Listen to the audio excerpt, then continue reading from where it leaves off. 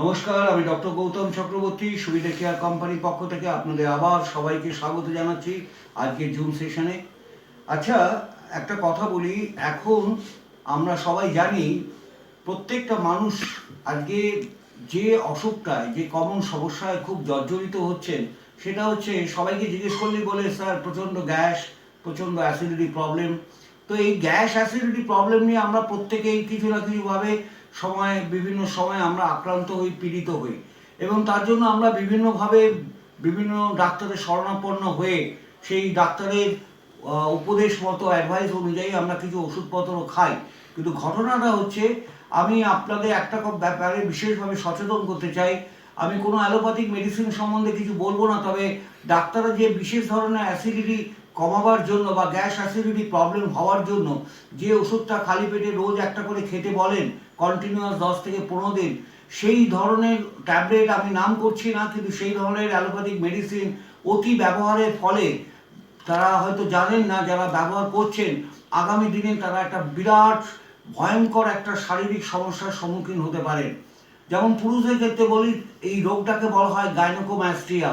গাইনোকোম্যাস্ট্রিয়া হচ্ছে মহিলাদের হরমোন যেটা এস্ট্রোজেন, সেটা পুরুষের রক্তে বেড়ে যাবে, প্রোল্যাক্টিন হরমোন সিক্রেশনটা বেড়ে যাবে, অর্থাৎ মহিলাদের মতো পুরুষদের মেল বুক অনেকটা বড় হয়ে যাবে। তখন গোপনে তাকে কোনো ক্লিনিকে গিয়ে অপারেশন করাতে হবে এবং লজ্জায় সে রাস্তায় বেরোতে পারবে না।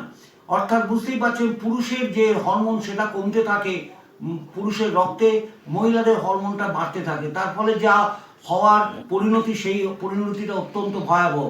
মহিলাদের ক্ষেত্রেও গ্যালাক্টোরিয়া বলে একটা সমস্যা হয়, অতিরিক্ত কোলেস্ট্রল চলে আসে। অল্প বয়সী মেয়েরা যারা বেশি এই ধরনের গ্যাসের ট্যাবলেট, অ্যাসিডিটি ট্যাবলেট খেয়ে অভ্যস্ত হয়ে যাচ্ছেন, তাদের অনেক সময় তাদের বুক ভারী হয়ে যাচ্ছে এবং নানা রকম সমস্যায় তারা পড়ছেন। তো যাই হোক, এই সমস্ত সমস্যা থেকে যদি আপনি চাইছেন না, আপনার গ্যাস অ্যাসিডিটির সমস্যা একটা প্রবলতর সমস্যা এবং বিভিন্ন কারণে হয়, এবং অ্যাসিডিটি গ্যাস হলে যেটা হয়, পেট ফুলে যায়, বেলচিং পেন হয়, পেটের মধ্যে অসহ্য যন্ত্রণা হয়, ফুলনেস অফ স্টমাক। অনেক সময় দেখবেন অ্যাসিড রিফ্লাক্স হয়, অর্থাৎ স্টমাক থেকে অ্যাসিডটা যেন ওপরে গলার কাছে চলে আসে, মুখের কাছে চলে আসে, গলায় যেন সবসময় মনে হয় একটা কিছু আটকে আছে।